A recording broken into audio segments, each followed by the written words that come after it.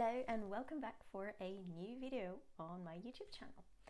Alors aujourd'hui je te fais une petite vidéo en français et si tu as l'intention de passer ton FCL bientôt ou que tu l'envisages parce que tu veux devenir pilote pro ou même pilote loisir pour pouvoir voyager à l'étranger et que tu veux essayer de réussir dès le premier coup, je pense que cette vidéo devrait t'intéresser.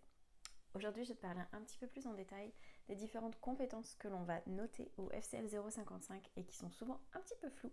On ne sait pas trop comment c'est noté, on a un peu l'impression que chaque centre fait un peu à sa sauce, mais en fait, il y a vraiment une règle définie pour tous les centres. Et ça, ce sont simplement 6 compétences. Ces 6 compétences, on va les détailler aujourd'hui. On va voir ensemble quelles sont les compétences que tu dois améliorer en priorité si tu souhaites préparer ton FCL 55 et que tu ne sais pas encore quel centre choisir. Au moins tu peux déjà te concentrer sur ces 6 compétences-là. Un point qui est très important avant de parler des 6 compétences que l'on utilise pour la notation, c'est de savoir que chaque centre a un format différent. Ici, je parle principalement des centres qui proposent des FCL 055 nouvelle génération. Je parle pas vraiment de ce qui se passe à la DGAC. Cependant, la DGAC a les mêmes règles que tout le monde et au niveau de la notation, on doit toujours noter ces 6 compétences-là. Maintenant, la façon de noter peut être différente à la DGAC. Ils notent notamment un peu à la française avec des notations sur 20 et la façon de noter peut être un petit peu considérée différente par rapport à des centres d'examen en nouvelle génération. Cependant, quand tu arrives sur un test nouvelle génération, tu as aussi des différences et le format peut être complètement différent d'un centre à l'autre. Des centres où vous allez être en interaction sans arrêt, d'autres où il y a une partie sur un ordinateur, une partie en interaction, d'autres où il y a des QCM, il y en a où il n'y en a pas.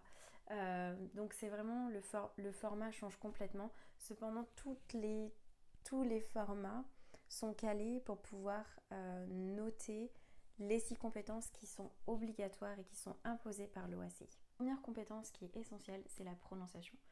La prononciation est souvent une compétence qui est mal interprétée car on croit que la prononciation, ça veut dire qu'il faut avoir un accent british, un accent américain, mais en fait pas du tout. La prononciation, c'est plutôt se poser la question comment est-ce que je peux être le plus neutre possible et essayer que un maximum de personnes me comprennent. Et tu t'es probablement déjà retrouvé dans une situation où lorsque tu étais en communication avec quelqu'un, l'accent ou que ce soit natif ou un non natif t'a posé problème et t'a empêché de comprendre correctement ce que la personne était en train de dire. On parle notamment, on va parler de l'accent écossais, de l'accent indien. Ce sont des accents qui sont souvent mal compris. Mais en fait, ça permet simplement aujourd'hui de se poser la question, si je parle avec un accent français très prononcé, est-ce que les contrôleurs aériens en Chine qui ont par exemple quelqu'un qui aurait un niveau 4, un contrôleur aérien qui aurait un niveau 4, me comprendrait vraiment. Donc c'est vraiment la question qu'il faut se poser. Lorsqu'on veut améliorer sa prononciation et surtout pour atteindre un niveau 4, il faut essayer d'être que sa langue maternelle influence le moins possible. La deuxième compétence qui est, je pense, la véritable bête noire de la plupart des francophones qui apprennent l'anglais, c'est la structure. Ce qu'on appelle structure, c'est en fait la grammaire tout simplement. Donc c'est principalement l'ordre des mots dans les phrases, mais aussi la conjugaison et la syntaxe des phrases dans une conversation toute simple. Donc il y a plusieurs niveaux et notamment le niveau minimum requis, c'est de maîtriser tout ce qui est structure simple, par exemple les temps simples comme le présent et le passé simple. Mais ça peut être simplement aussi de maîtriser des structures de phrases relativement simples. On ne parle pas d'un niveau débutant puisque le niveau minimum requis, le niveau 4 au FCL, n'est absolument pas un niveau débutant, c'est plutôt un niveau B2, donc un très bon intermédiaire à la limite de l'avancée. La troisième compétence qui est concernée par la notation, c'est le vocabulaire. On va écouter quel est ton vocabulaire et surtout à la largeur du vocabulaire que tu détiens, que ce soit le vocabulaire aéronautique, mais ça peut être aussi le vocabulaire général. Ça doit être aussi le vocabulaire général. Donc plus ton vocabulaire est large, plus tu joues sur les mots, plus tu varies, plus tu reformules, plus tu vas montrer la variété de vocabulaire que tu détiens, plus ta note sera élevée sur cette compétence-là. La quatrième compétence, c'est l'aisance. C'est une compétence qui est un petit peu compliquée à définir quand on ne connaît pas trop le FCL 055. L'aisance, en fait, on va aller voir le débit de parole, la façon dont la personne parle, si il y a beaucoup d'hésitation, est-ce qu'il y a des marqueurs de discours, par exemple. However, otherwise, et également si la personne est confortable dans différents sujets, que ce soit des sujets techniques ou des sujets un petit peu plus courants. Après l'aisance, on va aller écouter la compréhension. Donc là, c'est assez général, c'est plutôt une compréhension globale sur l'échange, mais ça peut être aussi des compréhensions orales ou des compréhensions écrites. Donc suivant les centres d'examen, la compréhension va être jugée ou notée de manière différente. Encore une fois, c'est pas forcément toujours la compétence, elle va être jugée de manière différente avec des exercices différents. Donc la standardisation du FCL et la façon de noter le FCL est focalisée principalement sur ces compétences, mais les centres d'examen ont tout à fait le choix de le faire de manière différente. Donc les exercices qui seront proposés dans chaque centre sont différents et la base va être que leur centre va aller tester ces compétences-là. Donc des fois il y a des écoutes de bande, des fois il n'y en a pas. Écoute de bande, ça va être des écoutes d'échange entre contrôleurs aériens et pilotes, mais c'est pas toujours le cas. Des fois il n'y en a pas du tout, des fois ça peut être juste une compréhension écrite. Voilà, chaque centre valide un format différent. La dernière compétence qui est évaluée, c'est l'interaction. L'interaction, c'est aussi une compétence qui est plutôt difficile à juger. C'est principalement la façon dont la personne va interagir avec nous, avec l'examinateur, sous différentes formes. Ce qui est le plus important, c'est que l'interaction soit efficace et sécurisée.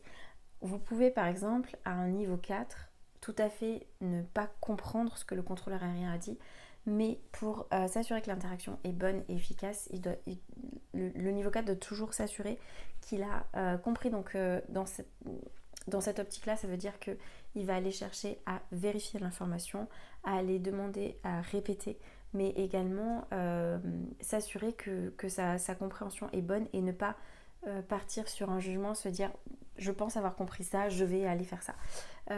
Donc le point commun entre toutes ces compétences, c'est principalement la sécurité. On s'assure que le vol est sécurisé et que les candidats sont capables d'utiliser l'onglet pour communiquer en vol et également dans leur vie quotidienne pour à la fois utiliser la phraséologie, mais aussi être capable en situation d'urgence d'utiliser autre chose que la phraséologie. En parlant de phraséologie, quelque chose qui est très important, c'est que quand on se présente au FCL 55, il ne faut pas partir du principe que si on a un très bon niveau d'anglais, on peut tout à fait avoir son FCL 55 avec un niveau 4 ou même voire un niveau 6 sans préparer la phraséologie, sans s'entraîner au vol simulé. L'un ne va pas sans l'autre. Vous pouvez également être très bon en phraséologie mais avoir un niveau d'anglais pas suffisant. Ça m'est déjà arrivé de noter des personnes avec un niveau 6 sur un niveau d'anglais mais qui réussissent quand même pas leur FCL 55 parce que le vol simulé était trop dangereux parce qu'ils ne maîtrisaient pas la phraséologie. Donc ce sont deux choses bien distinctes. On a les 6 compétences purement linguistiques qui sont notées à l'examen. Mais attention, si vous vous présentez sans maîtriser la phraséologie, même si vous avez un niveau 6 en compétences linguistiques, le vol ne sera pas validé. Donc il faut bien faire attention, ce sont des choses bien distinctes. Quand on note au FCL 55, ce qu'on attend, c'est du contenu. On note la langue, mais on note pas du tout les compétences linguistiques. Donc ça, c'est très important. C'est-à-dire que quelqu'un qui n'a jamais passé son ATPL peut tout à fait passer son FCL quand il le souhaite. Il n'y a pas de date pour passer son FCL 55, mis à part juste avant l'IR, donc pour pouvoir voler en IFR. Juste avant ou un peu après, vous avez une tolérance de 6 mois après le passage. C'est-à-dire que votre IR ne sera pas validé si vous ne validez pas un FCL niveau 4 minimum. Mais en tout cas, au niveau de la notation, les examinateurs n'ont aucune attente d'un point de vue technique. On ne va pas noter si vous ne savez pas répondre à la question parce que vous n'avez pas les compétences techniques. Par contre, on va noter les compétences linguistiques. Personnellement, je pense que si vous arrivez avec 0 expérience en aéronautique, que vous n'avez jamais fait de vol simulé et que vous ne maîtrisez pas du tout le vocabulaire aéronautique, ça sert à rien de se présenter. Il faut un minimum de bagages. Donc l'idéal, c'est plutôt après son ATPL, comme ça on a un minimum de bagages d'un point de vue technique pour pouvoir répondre aux questions et ne pas se retrouver sans aucune compétence technique, même si ce n'est pas ce qu'on juge, il faut quand même nous donner suffisamment de contenu. Donc faire juste un question-réponse où vous allez répondre hyper rapidement, faire une phrase, ça ne nous intéresse pas du tout. Nous, on cherche à ce que vous parliez un maximum. Si vous ne donnez pas assez de contenu, l'examinateur pourra jamais vous donner le niveau que vous méritez à 100% parce qu'on n'aura pas tout vu. En moyenne, un FCL 55, ça dure, on va dire, entre 20 et 40 minutes pour être large. Et dans ce temps-là, il faut nous montrer tout ce que vous connaissez. Il faut qu'on voit tout ce que vous connaissez en anglais.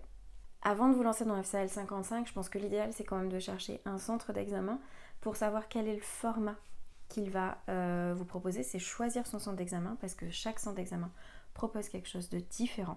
Et du coup, c'est important de savoir à l'avance le format pour se préparer correctement. Maintenant, si aujourd'hui, tu as envie de te préparer et tu ne veux pas encore choisir un centre d'examen parce que tu t'y prends suffisamment à l'avance, si tu te concentres sur ces 6 compétences, ça sera déjà un très bon début. Voilà, je pense que c'est tout pour aujourd'hui. Donc si tu as des questions concernant le FCL 055 sur le format ou même sur la façon de noter, n'hésite surtout pas à mettre des questions en commentaire, à aimer cette vidéo et à t'abonner. À bientôt dans la prochaine vidéo.